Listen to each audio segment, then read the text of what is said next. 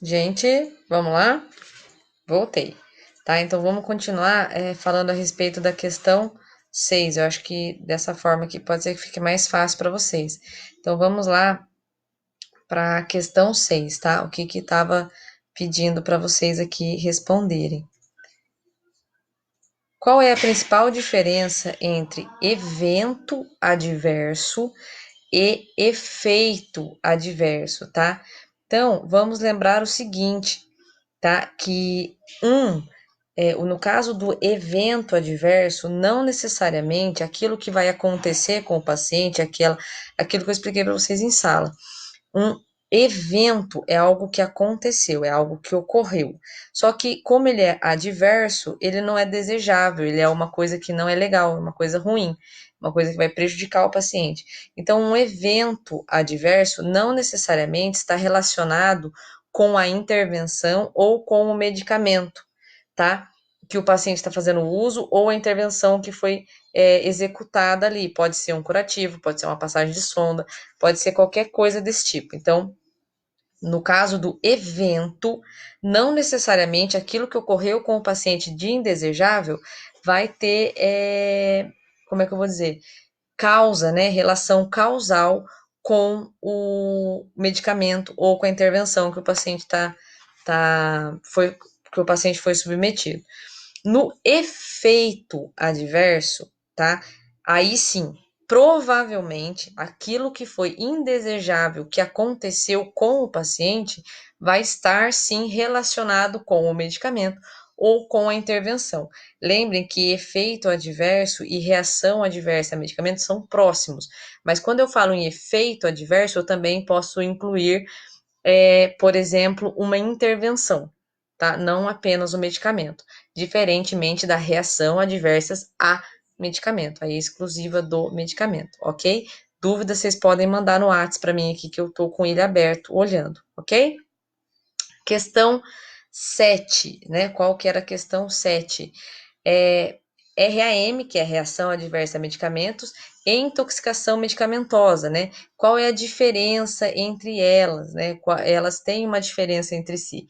A diferença é que a reação adversa a medicamento, ela pode acontecer durante a administração do medicamento, mas nas doses convencionais, nas doses usuais, nas doses que são comuns de serem administradas, né? Então, por exemplo, é comum a gente ver a administração de 1 ml intramuscular de determinada medicação. Pode ser que essa medicação cause uma reação adversa, mas é comum ela ser administrada nessa quantidade, e aí ela ocasiona reação adversa. A intoxicação medicamentosa, não. A intoxicação medicamentosa, ela ocorre quando eu tenho uso de uma superdosagem desse medicamento, tá? Então, a diferença entre elas é que a reação adversa ocorre dentro das doses usuais e a intoxicação medicamentosa ocorre quando eu tenho doses acima, tá, do normal, ok? Questão 8.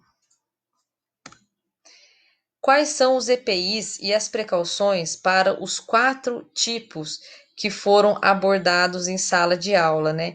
Então, gente, quando nós tivemos a aula de biossegurança, nós falamos a respeito dos 4 tipos de precaução. Nós temos a precaução padrão, que é aquela aplicada para todos os pacientes, independente se ele tem ou não, né, uma infecção.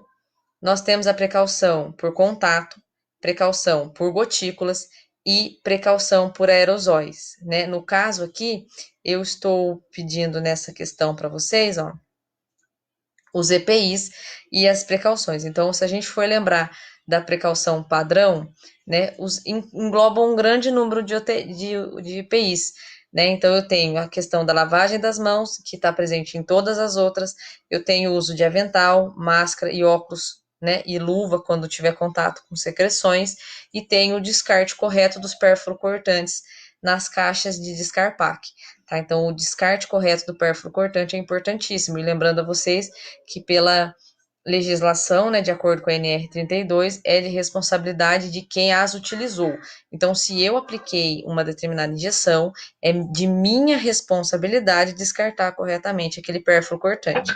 Não posso deixar lá para que um terceiro ou passar pela minha cabeça que a equipe da limpeza, por exemplo, tem que recolher e dar o descarte daquele pérfuro. Não, é de responsabilidade de quem o utilizou, tá bom? Precaução por contato, tá? Então vamos começar pelo paciente. O paciente deve ser mantido num quarto, né, separado, em isolamento. Se eu não tiver mais de um quarto e tiver mais de um paciente, o leito tem que ficar com 1 metro de distância entre um e outro. E os pacientes têm que estar em isolamento por conta do mesmo patógeno, ok? A porta do quarto pode ficar aberta, não tem problema. E os nossos EPIs, né, nós profissionais da saúde, tem bem legalzinho para vocês naquele cartaz da Anvisa, a questão da lavagem das mãos, tá? Do avental, tá? É extremamente importante o uso do avental, tá? Das luvas. E daí, gente, a gente inclui umas outras coisas, tá? Se eu tiver contato com secreção, se eu tiver contato com fluidos, eu vou acrescentar também o uso da máscara e do óculos, mas vocês podem olhar naquele folderzinho da Anvisa ali os EPIs, ok? Vamos continuar então com a precaução por gotículas, né? Quais são as precauções por gotículas? O que a gente tem que fazer? Então, pensando no paciente, a precaução por gotícula inclui que ele também precisa ficar, né, num quarto separado, quarto em isolamento, aplica-se a mesma condição caso eu tenha 2 pacientes e um mesmo quarto, né? Os pacientes podem ficar lá, mas eles têm que estar infectados pelo mesmo patógeno e o leito tem que ser mantido, tem que ser respeitada aquela distância, tá? É importante que daí, nesse caso de precaução, o paciente também vai fazer uso do quê? De máscara, se ele precisar ser transportado. Máscara cirúrgica, tá, gente? Não é aquela N95. Caso eu precise levar meu paciente para fazer um raio-x, alguma coisa assim. O profissional também deve utilizar a máscara e sempre deve lançar a mão da lavagem das mãos, ok?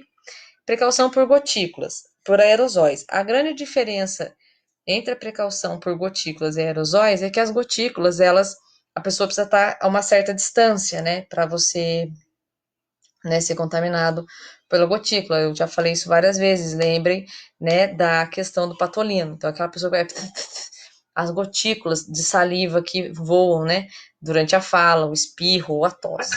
Essas gotículas, elas voam, mas não muito longe. Então, elas caem, né, na superfície, mesa, caem, né, na superfície que tiver ali próxima. Então, o que acontece? Quando nós temos esse tipo de precaução, eu posso fazer o uso da máscara cirúrgica, tá?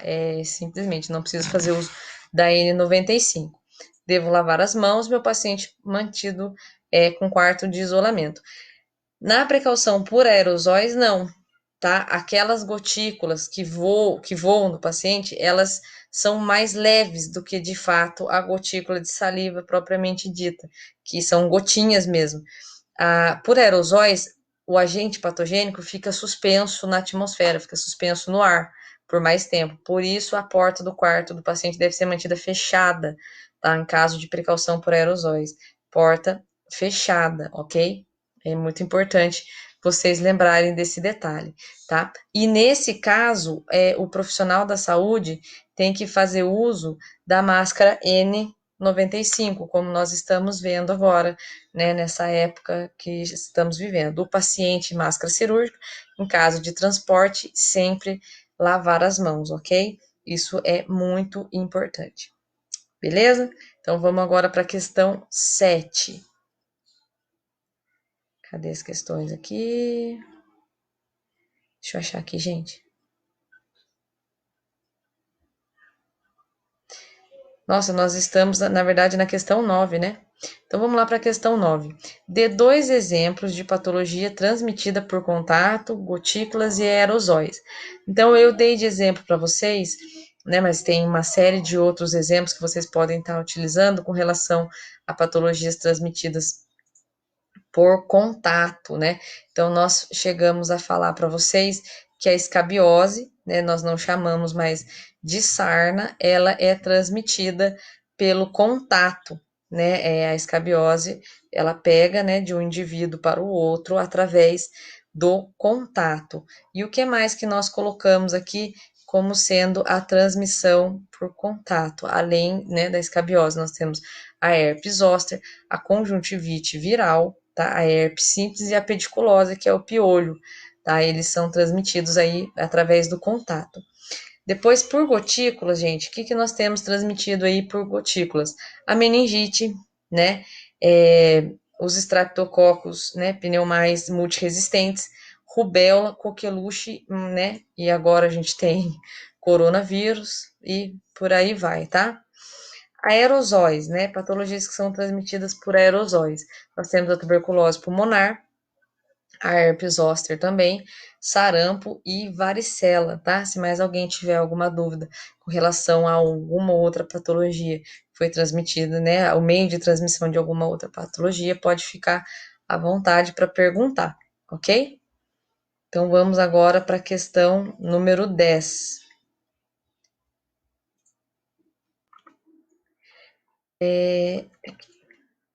Número 11, gente. De acordo com o Instituto Brasileiro de Segurança do Paciente, quais são os principais agravantes para uma passagem de plantão sujeita a erros? Né? Então, nós falamos em sala de algumas coisas, alguns itens que foram levantados, né, através de várias pesquisas, do porquê durante a passagem de plantão ocorrem tantos erros. Eles elencaram 3 situações. A primeira são atrasos, quando um funcionário chega atrasado ao seu plantão, ele vai pegar o plantão correndo, isso se conseguir pegar o plantão. Saídas antecipadas, que é a mesma coisa, só que o inverso, tá? Então vocês imaginem, por exemplo, que eu cheguei atrasada para pegar o plantão, eu vou ficar dependendo do meu colega, ficar aguardando, ficar atrasando o horário de saída dele para me esperar para passar o plantão. Ou eu vou precisar de terceiros para fazer essa passagem, né, para pegar para transmitir para mim essas informações, tá? E conversas paralelas, né? A gente deu alguns exemplos em sala de conversa paralela. Então, enquanto eu estou passando o plantão, vamos supor, você aí é meu colega, eu tô, então, sabe? Aquele paciente do leito A, então, nossa, ele não passou bem hoje mesmo, não passou bem. Aliás, ele não passou bem, mas você sabe que ele tá igual uma tia minha? Aliás, falando nessa tia, voltou com o marido? Voltou. Aquela tia lá que eu contei pra você. E aí você emenda um assunto no outro e o paciente que não passou bem o dia inteiro, ficou lá para trás.